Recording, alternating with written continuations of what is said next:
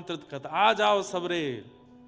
तो काम, क्रोध, लोभ, मोह, द्वेष, अभिनिवेश, अहंता, ममता, चिंता सब एक साथ आके चित्त में बैठ जाते हैं। ईर्ष्या को ही नहीं आने दिया तो इसका मतलब स्थान ही नहीं बन पाया, और स्थान नहीं बन पाएगा तो बाकी के दोष आ ही नहीं पाएंगे। लेकिन दुर्भाग्य की बात है, आज हर दूसरे व्यक्ति के अंदर ईर्ष्या है। आप स्वयं से पूछिए, स्वयं से पूछिए, और अभी मत पूछिए, बाद में पूछना कथा के बाद। ईर्ष्या है किसी से? है तो सही, सबको है। और वही ईर्ष्या दोषों को जन्म देती है। भगवान से प्रार्थना करना, कभी ईर्ष्या चित्त में ना आवे। काम, क्रोध, लोभ, मोह यदि चित्त में आ भी गए तो इनकी चिकित्सा हो जाएगी, पर ईर्ष्या आ गई तो उसकी चिकित्सा नहीं हो सकती। वो तो फिर आपका नाश करवा के ही जाएगी। और सबसे बड़ी बात है, ईर्ष्यालु व्यक्ति को ठाकुर जी की प्राप्ति नहीं होती। तो ऐसे ऐसे स्वभाव को हम लाएं क्यों जो भगवत मिलन में बाधा बने? किसी की उपलब्धियां देख करके, किसी के धन को देख करके, किसी के वैभव को देख करके, किसी की सुंदरता देख करके, किसी की प्रसन्नता देख करके आप ईर्ष्या में चले जा रहे हो। ये बहुत बड़ा दोष है। इससे बचने का प्रयास करो। मैं एक बात कहता हूं, श्रावण के दिनों में इस बार शंकर जी के ऊपर जल चढ़ाते हुए प्रार्थना करना, हे शंकर जी, हरि जी मोहे संत हृदय कर दीजो, हरि जी मोहे संत हृदय कर दीजो। हे नाथ, मुझे आप सरल बना दो, मेरे अंदर दया का संचार कर दीजिए, मेरे अंदर करुणा ले आइए नाथ, मेरे अंदर से ईर्ष्या को दूर कर दीजिए। हम ठाकुर जी से ये सब तो कभी मांगते नहीं, दुनिया भर के संसार मांगते रहते हैं। ठाकुर जी से मांगना है तो ये मांगो, ये हनुमान जी महाराज जैसे आप हो ना वैसे हमको बना दो, हे भोलेनाथ जैसे भोले आप हो वैसे हमको बना दो। अरे ठाकुर जी से याचना करो, हमको भोंदू बना दो, भोंदू, बिल्कुल भोंदू बना दो, सीधा बना दो हमको। हम बहुत बहुत चतुर हो गए नाथ, हमारे अंदर बहुत विकार हो गए, हमको सीधा कर दीजिए। ये क्यों नहीं मांगते हम ठाकुर जी से? बंधुओं, ज्ञानियों को ठाकुर जी मिलते हैं, विरक्तों को ठाकुर जी मिलते हैं, भक्तों को ठाकुर जी मिलते हैं, पर एक बात यह भी लिख लो, भोंदू को ठाकुर जी मिलते हैं। आपने उससे जाके कह दिया, बोले सूरज नहीं है, बोले तो ऊपर एक लालटेन लटका रखी है, तो मान जाए, अच्छा लालटेन नहीं होगी। इतना भोंदू हो सकता है कोई? पर इतने भोंदू हो गए ना जिस दिन, उस दिन ठाकुर जी मिल जाएंगे। वाह, इतने सीधे हो भाई। अच्छा, कई परिवार के लोग मेरे को आकर के इस बात पर टोकते, महाराज जी आप कथा में कहते हो कि भोंदू बन जाओ, सीधे बन जाओ, सरल बन जाओ। आपको पता है कितना चालाक संसार है? हमारे बच्चे अगर स्मार्टनेस नहीं लाएंगे, हमारे बच्चे थोड़े क्लेवर नहीं होंगे, हमारे बच्चे थोड़े से अपने आप को इंप्रूव नहीं करेंगे, तो संसार उनके साथ खेलेगा, ये संसार उनको पागल बना देगा, संसार उनके साथ में दुर्व्यवहार करेगा। अरे जब व्यक्ति सरल चित्त हो जाता है ना, जब व्यक्ति सीधा हो जाता है, जब व्यक्ति भोंदू हो जाता है, बिल्कुल सीधा हो जाता है, और संसार उससे खेल भी जाता है ना, तो फिर ठाकुर जी उसके साथ खेल कर जाते हैं। और ठाकुर जी जब खेल करते हैं तो फिर सारे खेल छोटे पड़ जाएंगे। घर में दो बालक हैं, एक बड़ा है एक छोटा है। मां को बाजार जाना है, बताओ कौन से बालक को संग लेके जाती है? क्यों? क्योंकि छोटा सीधा है। सीधा मतलब अब टेढ़ा भी हो तो भी छोटे को ही लेके जाती। क्यों? क्योंकि छोटा ज्यादा अभी जानता नहीं कुछ, भोला है, ज्यादा इतना। बड़े और छोटे में अंतर किससे? कद से नहीं पता चलता बड़ा छोटा। बड़े छोटे का मतलब होता बड़ा कौन? जो विवेकी है, जो संभालना जानता है, जो चलना जानता है, जो रक्षा करना जानता है, जो व्यवस्थाएं करना जानता है, उसको मां छोड़ जाती है। लेकिन जो स्वयं से हिल के पानी भी नहीं पी पाता, उसको संग लेके जाती है बाजार। वो वाले बालक बनो, हमसे तो कुछ होता ही नहीं। तो ठाकुर जी फिर गोद में ही लिए डोलेंगे, बोले अरे भैया या तो कछु ना है पाए को, बोलो है सीधो है, आपसे कोई खेल ना जाए, इसकी पूरी जिम्मेवारी ठाकुर जी रखेंगे। और सुनिए, सीधों के साथ खेल हो भी जाता है, होता है, तो वो चिंतित नहीं होते, ठाकुर जी फिर उनके खिलाफ खेल खेलते हैं, उनके लिए खेल खेलते हैं।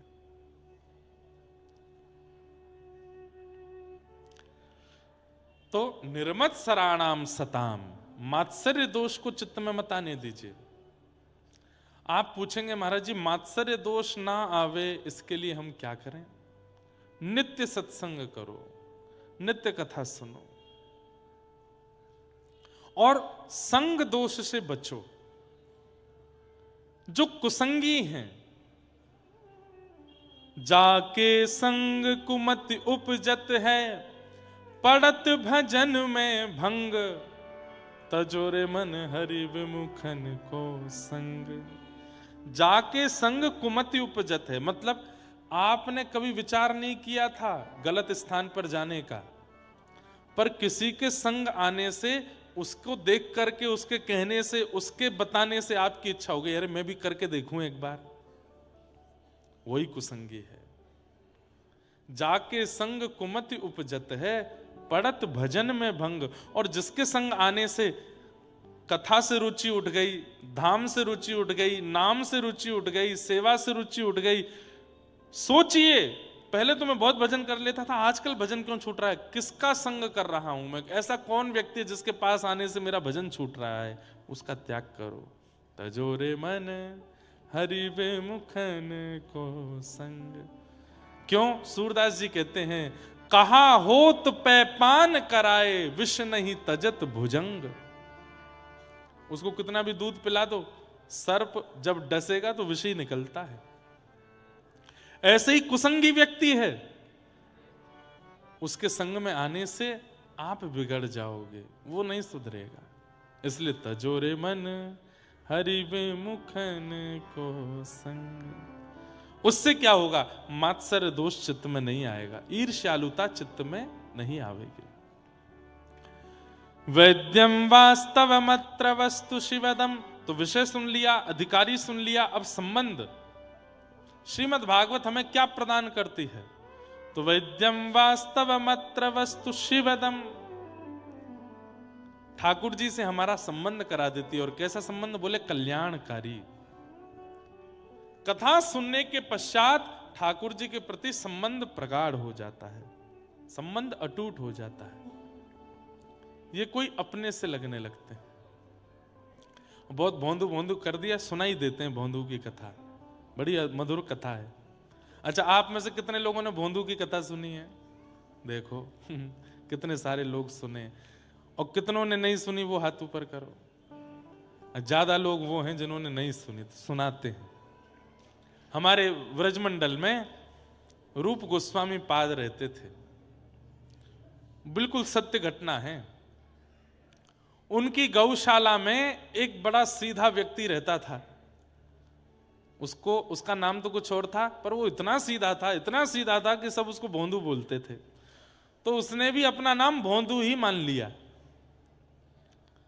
इतना सीधा था कि कोई उसको बोल देता ये गोबर नहीं है हलवा है, तो वो थाली में ले लेता था, हलवा ही होगा, इतना सीधा। और ऐसे सीधे लोगों को ठाकुर जी क्यों मिल जाते हैं? क्योंकि सीधे लोग ही कथा में कही गई बातों को भी सत्य मान करके स्वीकार करते हैं। चतुर लोग यूं सोचते हैं व्यास जी हैं, कुछ भी बोलने, इनको तो 4 घंटा निकालने हैं, कुछ भी बोलते रहेंगे, इनको तो बस बढ़िया बढ़िया मीठी मीठी चुपड़ी बातें करनी है। चतुर लोग ऐसे सुनते हैं कथा, पर सीधे लोग अच्छा ऐसा होता है, ऐसे हो जाता है, वो तुरंत उतार लेते हैं चित्त में। तो भोंदू पूरे दिन तो गौ सेवा करता था, गौ चारण करता था। शाम को जब गौ सानी आदि करके दूध काढ़ करके जब गैया निवृत्त हो जाती तो भोंदू भी फ्री हो जाता। तब रूप गोस्वामी जी का प्रवचन होता था, जीव गोस्वामी जी का, वहां बैठ करके सुनता था और उनके प्रवचन सुनता था। एक दिन वो सबसे पीछे बैठ के सुनता था, सारे बड़े बड़े विद्वान शिष्य आगे बैठते थे, भोंदू सबसे पीछे बैठता था। एक दिन जीव गोस्वामी पाद कथा में बोले आहा, तम गो रजत छुरित कुंतल वद्दवरह वन्य प्रसून रुचिरे क्षण चारुहासम। ठाकुर जी सिर पर सुंदर स्वाफी बांध करके, सुंदर सुंदर तिलक छापे लगा करके, ऊंची काछनी पहन करके, अपनी वंशी को कमर में बांध करके, हाथों में बछड़ा बछियाओं के रस्सा लेकर के ठाकुर जी गौ चारण के लिए जा रहे हैं। आगे गाय, पाछे गाय, इत गाय, उत गाय, गोविंद को गायन में बसवो ही बावे। यहां से होए होए करते हुए सब ग्वाल वाल चिल्लाते हुए चल रहे हैं, गैया चरा रहे हैं, गैयाओं की चरणरज उड़ करके ठाकुर जी के मुखमंडल पे लग रही है। सब चर्चा करते हुए चल रहे थे। और तभी ठाकुर जी गौचारण करते हुए भांडीर वन पहुंचे। ठाकुर जी भांडीर वन आए हैं, सब लोग ध्यान से सुनना। और जैसे ही भांडीर वन का नाम सुना, पीछे बैठा बैठा भोंदू बोला, अरे भांडीर वन, भांडीर वन तो मैं जाता हूं गैया चराने। भांडीर वन तो हमेशा मैं गया हूं अपनी गायों को चराने के लिए। गुरुदेव बता रहे हैं कि भांडीर वन ठाकुर जी जाते हैं गैया चराने। अरे भोंदू, तू कितनो बाबड़ो है? भांडीर वन गैया चरावे 10 सालन ते जा रहो है, आज तक तेने ठाकुर जी ना देखे वहां पे। अपने मन से बोला कल जाऊंगो। अरे मैं हूं तो बाबड़ो हूं, मैं गैयान को छोड़ करके पौड़ जाऊं, लेट जाऊं। अब कल सो मैं जाऊंगो और भांडीर वन में जाके लेटूंगो नहीं, ढूंढूंगो ठाकुर जी कहां है। उसने विश्वास मान लिया। अब मैं कितना भी कहता हूं नैमिषारण्य में वह पेड़ के पास ठाकुर जी बैठे, आप विश्वास नहीं मानोगे, पर भोंदू मान जाएगा। मैं कितना भी कहूं, कल मैंने कहा कि नैमिषारण्य का अरण्य ही श्री कृष्ण है, यहां वन ही ठाकुर जी हैं, पर आप नहीं मानोगे, पर भोंदू मान जाएगा। भोंदू ने सोचा गुरुदेव कह रहे हैं कि भांडीर वन में गैया चराने ठाकुर जी जाते हैं, मैं जाऊंगा। अगले दिन भांडीर वन गया, वो रोज ही जाता था भांडीर वन। भांडीर वन पहुंच करके आज गायों को चराने छोड़ दिया। रोज तो वो लेट जाता था वृक्ष के नीचे, सोता था, लेकिन आज सोया नहीं, आज ढूंढ रहा है, ठाकुर जी को ढूंढ रहा है। कहां है श्याम सुंदर, कहां है भगवान, कहां है ठाकुर जी। 1 दिन हो गए, 2 दिन हो गए, 3 दिन हो गए, 4-5 दिन जब निकल गए, ठाकुर जी जब नहीं मिले, 5वें दिन रोने लगा। मैं 10 सालों से आया भांडीर वन, ठाकुर जी नहीं आए। ऐसा तो नहीं है ठाकुर जी ने वन बदल दियो हो, कहीं और चराने लग गए हों गैया। इतने भावुक हृदय से रुदन करने लगा। ठाकुर जी के मन को अब सहन नहीं हुआ, बोले कि ये रोज ढूंढ रहा है मुझे। अरे इस बावड़े को कौन बतावे कि मैं द्वापर में चराता था, अब कलयुग में थोड़ी चराता हूं गैया भांडीर वन में। लेकिन ये इतनी उत्सुकता से ढूंढ रहा है। ठाकुर जी ने मन में विचार किया, बहुत दिन आएगे मंदिर में बैठे बैठे, आज चलें, आज ने एक भोंदू से मिलके आवे, और इससे मिलने में कोई हानि भी नहीं है, अच्छा ही है। इतने में ही क्या देखता है भोंदू, असंख्य गायों का झुंड सामने से आ रहा है। और तभी देखता है कि 2 विशाल गाय इधर उधर हुई, और बीच में पीली पीतांबरी पहने हुए, सिर पर ढांटा बांधे हुए, कमर पर लठिया टांगे हुए बढ़िया छाग लटक रही है, और मदमस्त चाल के साथ मधुर नेत्र हैं ठाकुर जी के, कटाक्ष नेत्रों से इधर उधर देखते हुए, आहा वरहा पीड़म नटवर वपुः कर्णयो कर्णकारम विभ्रतवासः कनक कपिसं वैजयंतीं चमालाम रंध्रान वेणु अधर सुदया पूरयन गोप वृंदई वृंदारण्यम स्वपदरमणम प्राविशद गीत कीर्ति। ठाकुर जी वेणु चराते, वेणु बजाते हुए जैसे प्रकट हुए, भोंदू तो देखता ही रह गया, पलक झपकना भूल गया। ठाकुर जी आके बिल्कुल सामने ठाड़े है गए। अरे कहा देख रो है? भोंदू बोलना भूल गया, शब्द ही नहीं पता क्या बोलना है। अरे तोते बात कर रहा हूं मैं, कहा देख रो है?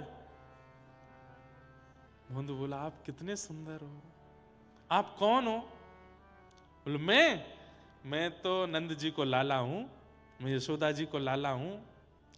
आप वही नंद जी के लाला हो जिनकी कथा गुरुदेव सुनाते हैं? बोले हाँ, मैं वही नंद जी को लाला हूं।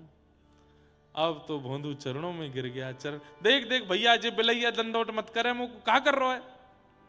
अरे आप भगवान हो, हमारे गुरुदेव कहते हैं भगवान मिले तो प्रणाम करना चाहिए, प्रणाम कर रहा हूं। देख मैं भगवान कोई गैया चरायो करे हैं? भगवान कोई गोबरन में डोलो करे?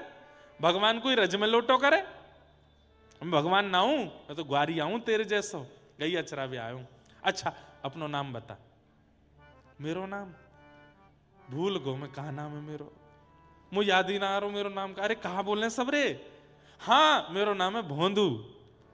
अब तो जैसे ही सुनी ठाकुर जी ने भोंदू, बोले भोंदू तेरा नाम है? बोला हाँ भोंदू मेरो नाम है। ठाकुर जी तो पेट पकड़ के जोर जोर से हंसे, वहीं बैठ गए, वहीं लेट गए। अरे भैया दोबारा बताइए तेरा नाम क्या है? बोलो मेरो नाम भोंदू है।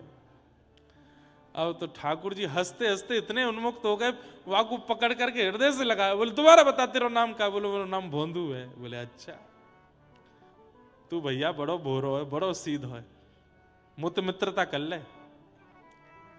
मैं आपकी मित्रता के लायक नहीं, मुझे वेद नहीं आते, मुझे शास्त्र नहीं आते, मुझे वेदांत नहीं आता। वो तो मेरे गुरुजी और उनके शिष्यों को आता है। वहां पे हजारों हैं, हमारी गौशाला में हजारों वेदज्ञ ब्राह्मण हैं, वो आपके मित्र बन। मैं तो गैयाओं के पीछे डोलता हूं, दूध निकालता, गोबर उठाता हूं। ना तू ही मेरो मित्र है, और तू मेरो मित्र है आज तो। चल अब हमारी दोनों उनकी मित्रता। बंधु बोलो जी अरे मित्र बन को ऐसी कोरो मित्र बने को कछु खवावे को नहीं? अरे मित्र बने तो खवाए जाए। ला चल अपनी छाक खोल। छाक मतलब वन में जाकर के जो भोजन बांध के ले गए कपड़ा में, उसको छाक बोलते हैं। अब बेचारा वो भोंदू पतला दुबला सा 2 टिक्कर लेके जाता था, मिर्च लेके जाता, गुड़ लेके जाता, एक छोटे से पात्र में छाछ ले जाता था, यही उसका छाक था। ठाकुर जी बोले निकार। तो वो छाक खोल करके जोर लगा करके गुड़ तोड़ने लगा। ठाकुर जी बोले कहा कर रहे हो? बोले 2 हिस्सा कर दूं, आधो आपको आधो मेरो। मैं और आप होते तो हम क्या करते? आधा करते ना, पूरा ही धरते ठाकुर जी के आगे। 2 रोटी हैं तो 2 का भी विभाजन कर रहा है, एक ठाकुर जी को एक स्वयं को। ठाकुर जी इतने आनंदित हो गए, बोले भैया ये बढ़िया है, चतुर भक्त तो पूरा पूरा दे दें। लो ठाकुर जी सब आपका। आप अरे हम तो भूखे रह लेंगे, बड़ी नाटक करें मेरे आगे, लेकिन ये देखो बढ़िया है, आधे आधे कर रहे हो। मिर्च भी आधी करी बीच से, ये आपकी आपकी। ठाकुर जी ले आके संग खेलू ने, जल्दी जल्दी ठाकुर जी पाने लगे। वो तो देखने, ठाकुर जी तू भी खा ले। नहीं आप खाओ, तो मुझे आपको देखने में बड़ा अच्छा लग रहा है। मैंने बहुत लोग देखे पर आप जैसी आंखें नहीं देखी, आप जैसी नाक नहीं देखी, होठ नहीं देखे। आप खाओ, मुझे अच्छा लग रहा है। ठाकुर जी ने अपनी रोटी पा ली, इतने में भोंदू की लेने लगे, ला ये दे दे। तो भोंदू ने हाथ पकड़ लिया, ये मेरी है, ये क्यों खा रहे हो आप? ये तो मेरी है। अब वो भूख लग रही, दे दे। अच्छा तो यहां में आधी तो छोड़ दो, मैं क्या खाऊंगा? ठाकुर जी बोले अच्छा मैं मिलाऊं तो या नाते मुंह को देना सके, आधी कर लो, पूरी क्या खा रहे हो? ठाकुर जी मैं तो पूरी खाऊंगा। और छीन के ठाकुर जी खा गए। अरे अब तो मैं भूखा रहेगो, कल ते मैं यशोदा मैया बांध के ना भेजे कछु भोजन है, कल ते ज्यादा सु ले आऊंगा मैं। है हाँ ठीक है। ठाकुर जी चले गए, भोंदू अपने चले। अरे भोंदू को लगा सबको भगवान मिलते ही हैं, मुझे आज पहली बार मिले। सबको ही मिलते हैं, मैं ही अभागा हूं, मुझे इतने सालों बाद मिले। उसने आश्रम में जाके किसी से कुछ कहा भी नहीं। अगले दिन जब पुनः जाने की बारी आई तो रसोईया से जाके बोलो भैया 4 टिक्कर धर दियो, कल भूखो रहेगो मैं। 4 टिक्कर दे दियो। बोले अरे भोंदू आज तक तो तेने 2 ही टिक्कर पाए, अब 4 का ही कुछ चाहिए? बोले अब कहा बताऊं, माहू आवे, कन्हैया आवे। कौन आवे? अरे नंद जी को छोरा कन्हैया आवे, कल मेरे सबरे टिक्कर ने खाएगो, तो आज 4 ले जाऊंगा, 2 वाकू दे दूंगा, 2 मैं खा लूंगा। रसोईया ने ये बात सुनी, तुरंत बोले रुक रुक अभी आऊं। दौड़ करके गए, जीव गोस्वामी पाद के पास जाके बोले भोंदू ऐसे बोल रहा है और आज 4 टिक्कर मांग रहा है। गुरुदेव भोंदू है वो झूठ नहीं बोलता, मुझे लगता है उसने कुछ अनुभव किया है। गुरुदेव ने आकर के भोंदू से बात करी। भोंदू ने यही बात कही। बोले अच्छा जो कल तुझे वन में मिले थे उनका रूप कैसा था? बोले गुरुजी मैंने अपने जीवन काल में बहुत सुंदर लोग देखे पर उन जैसी छवि नहीं देखी। गुरुदेव वो जब बगल में बैठे ना, उनमें से चंदन की सुगंधी आ रही थी। उनके नेत्र, ये जो कोने का भाग है ना गुरुदेव, ये इतना गहरा था, इतना गहरा था, कान तक स्पर्श हो रहा था।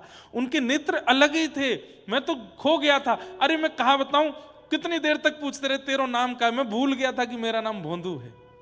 उनको देख के मैं अपनी सुध भूल गया था। गुरुदेव आपने तो देखे ही होंगे गुरुजी, मैं ही अभागा हूं, मुझे कल दिखे।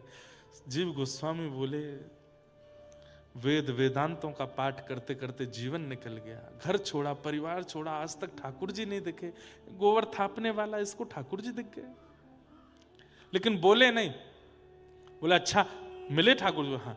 एक काम करोगे? बोले जी गुरुदेव आज्ञा। उनको लेके आश्रम आना आज। तो भोंदू को ये लगा कि इतने योग्य लोग हैं पूरे आश्रम में, इनको ये कामना देकर के मुझे क्यों दिया? मैं तो इस लायक भी नहीं हूं, मैं तो इस योग्य भी नहीं हूं। तो भोंदू नाचने लगा इस बात से कि गुरुदेव ने मुझे कार्य दिया है। आज वन में गया, ठाकुर जी आए, भोंदू ने 2 टिक्कर ठाकुर जी को दिए, 2 टिक्कर अपने लिए। अच्छा आज तो ज्यादा लेके आए हो? बोले हाँ कल मैं भूखा रहेगो आपके मारे, हम ज्यादा लाया हूं। ठाकुर जी जैसे पाने लगे, भोंदू ने चरण पकड़े, बोले आप मेरे सखा हो ना? बोले हाँ। मेरी एक बात मानोगे? बोले बता। बोले आज गुरुदेव ने आपको आश्रम पे बुलाया, आश्रम चलोगे? ठाकुर जी बोले देख तू जो कहेगो सो करूंगो, पर तेरे मेरे बीच जो होगो सो मुझको स्वीकार है, तीसरो कोई आवेगो मुझको स्वीकार नहीं। मैं कोई से नहीं मिलूंगा और तेरे गुरुजी के पास ना जाऊंगा, आश्रम भी नहीं जाऊंगा, ये सब कछु नहीं करूंगा। तू चाहे मना कर दे, मैं नहीं आऊंगा। तू रोज मिल मुझसे, तेरे संग खेलूंगा, लेकिन गुरुदेव के पास नहीं जाऊंगा। भोंदू बोलो देखो ना, पहली बार गुरुदेव ने मुझे कोई जिम्मेवारी दी है और मैं नहीं पूरी करूंगा तो मैं क्या काम होते मना करके आऊंगा उनसे। ऐसा मत करो ना, चल दो। ठाकुर जी बोले मैं नहीं जाऊंगा। थोड़ी देर, प्रेम का स्वभाव है कि थोड़ी देर मनाया जाता है, फिर भी प्रेमी नहीं माने तो फिर क्रोध किया जाता है। भोंदू बोलो नहीं चलोगे? बोले नहीं चलूंगा। नहीं जाओगे? बोले नहीं जाऊंगा। बोले देख लो? बोले हाँ देख लियो। नहीं जाओगे पक्का? बोले नहीं जाऊंगा, पक्का पक्का पक्का बिल्कुल नहीं जाऊंगा। ठाकुर जी रोटी पारे से तो हाथ में से रोटी छीन ली, बोले ये भी मत खाओ, ये भी गुरु जी के आश्रम की है, और ये लाओ गुड़ भी दो, ये सब दो यहाँ पे। ठाकुर जी कह रहे तो ये तो पांडा है? बोले ना ये भी नहीं पाओगे। और सुनो? बोले हाँ कल ते दिख मत जाइयो यहाँ पे मुझे। ये भांडीर वन है, मेरे गुरुदेव की गैया यहां चढ़ती हैं, कहीं तुम्हारी गैया मिल गई मोकू कल यहां तो तुम तो जाओगे नहीं, तुम पे तो अधिकार नहीं है मेरो, पर तुम्हारी गैया ने अपने गुरुदेव की गौशाला ले जाऊंगा मैं, कल तो मत दिखियो। ठाकुर जी बोले अच्छा ऐसे करेगा? बोले हाँ ऐसी ही बात है। और सुनो? बोले कहा मैं जा रहा हूं। कहां जा रहे हो? बोले चर गई मेरी गैया, मैं जा रहा हूं वापस, तुम्हारे पास बैठनो भी ना है मुझे। और सुनो? बोले हाँ आम पाम 100 साल की कट्टी, कल सखा बने थे दोनों, आज मैंने सखत तोड़ दिया। इतना भोला है भोंदू। ठाकुर जी हंस भी रहे और नेत्रों में आंसू भी आ रहे। ए भोंदू, ए इधर इधर, दूर रहो, मत छियो मत मुंह को। देख कैसी मुंह में तो चंदन की सुगंधी आ रही है, मुंह तो दुर्गंध लग रही है, राम राम राम, मुंह तो दूर रहो, मुझसे मत मिलो। जैसे ही भोंदू जाने लगा, ठाकुर जी ने 3 बार आवाज लगाई, भोंदू सुन तो सही, लेकिन भोंदू नहीं बोला। देख मैं 3 तक गिनती गिन रहा हूं, अगर तेने पीछे मुड़ के नहीं देखो तो मैं मान जाऊंगा कि तेने मुझसे मित्रता तोड़ दी। ठाकुर जी बोले 1, भोंदू नहीं देखा। ठाकुर जी बोले 2, भोंदू ने नहीं देखा। अब 3 ठाकुर जी नहीं बोल पा रहे कि कहीं मैंने बोल दिया और उसने नहीं देखा तो मित्रता टूट जाएगी, मैं तोड़ना नहीं चाहता। 3 ठाकुर जी नहीं बोल रहे हैं। भोंदू खड़े होकर के बिना पीछे देखे बोला 3 तो बोलो। ठाकुर जी नहीं बोले, दौड़ करके गए, जाकर के भोंदू की कमर से लिपट गए और बोले सुन चल, ले चल अपने गुरुदेव के पास, नहीं तोड़ूंगा तो सो मित्रता, चलूंगा तेरे संग। और जैसे एक छोटे बालक को पिता अपनी कमर पे ऐसे लटका लेता है कंधे पर, ऐसे भोंदू ठाकुर जी के दोनों चरण और यहाँ पे हाथ लटका करके गुरुदेव के आश्रम लाया। गुरुदेव तो देखते ही मूर्छित हो गए। होश में जब आए तब त्रिभंग लली श्याम सुंदर को देख करके बोले हे नाथ, जीवन निकल गया पर कभी आपके दर्शन नहीं हुए, आज प्रथम बार आपके दर्शन। ठाकुर जी बोले मैं आपको दर्शन देने नहीं आया हूं, तो आपसे आज्ञा लेने आया हूं। बोले क्या? आपके इस शिष्य को मैं सदा के लिए अपने साथ ले जा रहा हूं। और भौंदू को हाथ पकड़ करके ठाकुर जी अंतर ध्यान हो गए, अपनी लीला में लेकर के उसको चले गए।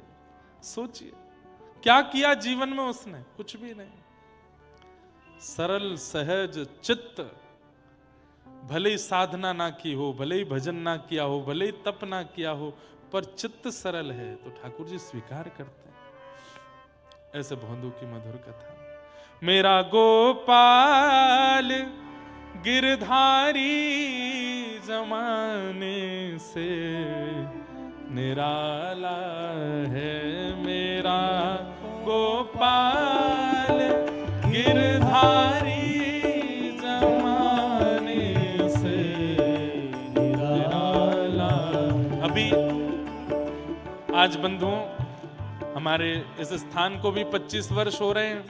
महंत जी के भी आज विवाह के वर्षगांठ के 25 वर्ष हैं। उस उपलक्ष्य में आज कितनी कन्याएं हैं महाराज जी? 47 कन्या। वो कन्याएं किन्हीं के पिता नहीं हैं, किन्हीं की मां नहीं है, किन्हीं के परिवार में इतना योग्यता नहीं कि वो उन कन्याओं का विवाह कर सकें। उन चुनी हुई 47 कन्याओं के, जिनके परिवार में वास्तव में व्यवस्था नहीं है, उन कन्याओं को आज यहाँ हनुमानगढ़ी जी की ओर से, व्यासपीठ की ओर से महंत जी उनका विवाह संपादित हो सके उतनी धनराशि यहाँ व्यासपीठ से दिला रहे हैं। और अन्य व्यवस्थाओं के लिए आप लोगों ने सहयोग किया होगा, पर इस व्यवस्था में जितनी भी धनराशि उन माताएं, उन बहनों को दी जा रही हैं, वो सब हमारे महंत जी अपने जेब से ही खर्च कर रहे हैं। ठाकुर जी कृपा करें, ऐसे ही इन पर भाव बना रहे। अब आप सब लोग थोड़ी देर विराज करके उस मधुर भाव का दर्शन करें। और हम तो भैया ये चाहेंगे, अभी मैं बागेश्वर धाम भी गया था, वहां पर 300 कन्याओं का विवाह ऐसे ही